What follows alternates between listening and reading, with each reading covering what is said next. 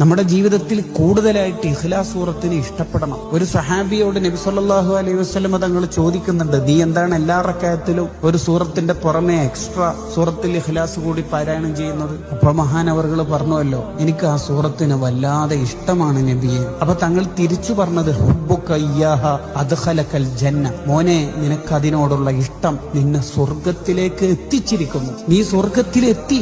എന്തേ കാരണം? ഇഖ്ലാസ് സൂറത്തിനോടുള്ള പ്രേമം. നമ്മൾ വല്ലാതെ ഇഷ്ടപ്പെടണം ആ സൂറത്തിന്. ജീവിതത്തിൽ ആരെങ്കിലും സ്വന്തത്തിന് വേണ്ടിയോ മറ്റൊരാൾക്ക് വേണ്ടിയോ 1,00,000 ഇഖ്ലാസ് സൂറത്ത് പാരായണം ചെയ്യുകയാണെങ്കിൽ അയാൾക്ക് നരകമോചനമുണ്ട്.